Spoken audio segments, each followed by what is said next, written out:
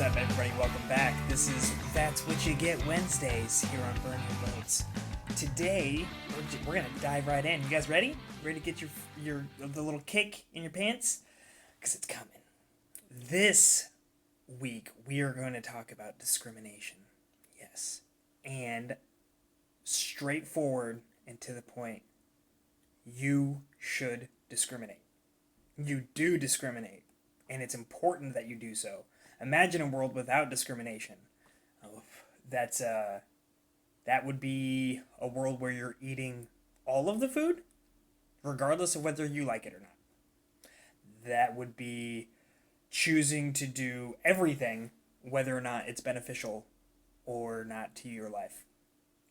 That's choosing to hang out with everybody, regardless of whether or not they're a benefit or a drag on your life. So when we make those decisions, when we take control and we choose one thing over another because we prefer one, that's discriminating. When I choose to get a chicken sandwich over a cheeseburger, I'm discriminating against that cheeseburger. And I am well within my rights and I owe it to myself to discriminate against things that don't benefit me to things that do benefit me.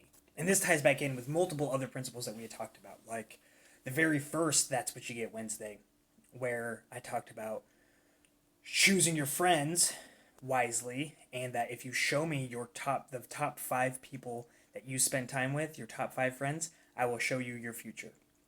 It's the same thing. So that was one flavor of my pro-discrimination stance. Now, you shouldn't discriminate based off arbitrary things that don't actually have impact, such as race and gender, but when something actually does have impact, like I'm picking people for my basketball team, probably going to pick the people that, I don't know, have played basketball before, and the ones that are fast, and the ones that I know that can shoot well, and can dribble, and understand how to pass the ball. I'm going to discriminate against the people that don't know how to do those things, because it benefits me. It benefits my team. So that is why it's important to do it. It also goes into choosing your words carefully, which is another principle that we talked about. And because we need to discriminate against the type of words that create the future that we do not desire, and categorize ourselves in such a way that is not beneficial to us moving forward. So when you are choosing all of these things, when you are deciding of one thing over another, that is discrimination, and you need to do it. So and here's the thing: when you don't discriminate, then you are going to receive everything that you do in life is a choice, and how you choose to respond to it, how you choose to respond to things that come up to your life is a choice. So when you choose not to discriminate against the people that may be holding you back, or the people that not even holding you back but are maintaining the status quo, when you're doing that and you're making those choices, then you're making a choice. And it may seem passive. It may seem like, oh, I'm just hanging out with the people I work with. Like I work with them and I talk to them here.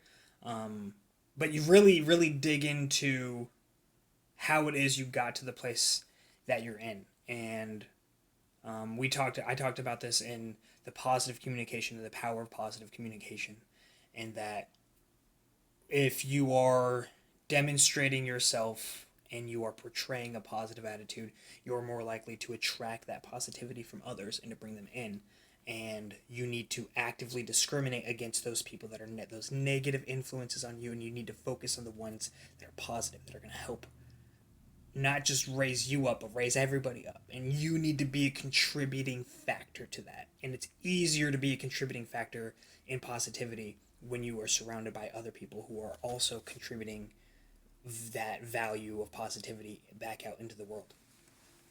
And once you do that, then you can start injecting that into groups of people that may find themselves a little bit more negative, and you're able to find a little bit more nuance to be able to get in there and actually affect change positively. So we don't want to just leave people behind. You don't want to discriminate and just forget about people. But it's just about taking care of yourself first. Because if you're not taken care of, then you can't take care of anybody else. That's the baseline principle. And there's a lot of debate back and forth between objectivism and what Ayn Rand, how she describes selfishness as a virtue, and altruism as a character flaw or a sin or something, like just a net negative. That if you are living your life for other people, then you are doing a disservice to yourself, and doing a disservice to yourself is then actually doing a greater disservice to the world. A whole lot of videos and people, philosophers of her day and prior to and today that dive into that. So if you want to look into it, look into objectivism. I think it's interesting. It's an interesting philosophy. But to the point of what do you get if you choose not to discriminate, if you live your life passively and as reactionary to the stimulus of things that come up in your life. So if the person that happens to get up, you say you start at a new job, and the first person that engages with you end up finding out is just super negative, finds excuses to get out of doing the work that they're expected to do, is not looking for ways to better themselves, but is the person that is looking at the clock and waiting for the time to go out.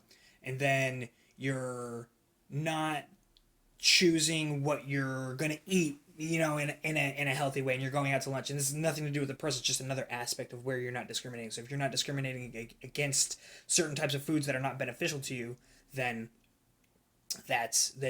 you're going to be eating junk food, and you're not going to be planning things out, and you're not living deliberately. So that is the point of living in a way where you use discrimination to your advantage, to your benefit.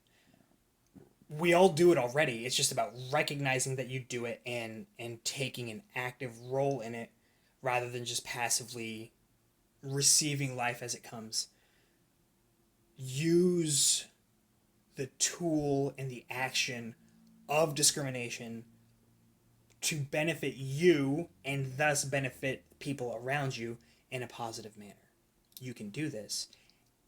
If you do it, you will reap the benefits of doing so. And if you do not discriminate against the things that are negatively impacting you, then you can anticipate those things to do exactly what they're going to do. Like, it's just trusting people and trusting things to do what they are. Like, a hammer hammers down nails. I don't expect a hammer to do something else.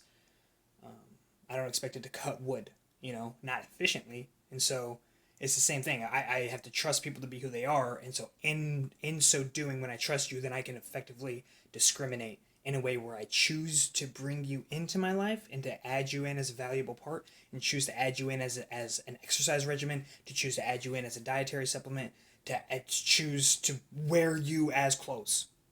Discriminate. I wore this blue shirt, and I discriminated against my red one because I wanted to wear blue.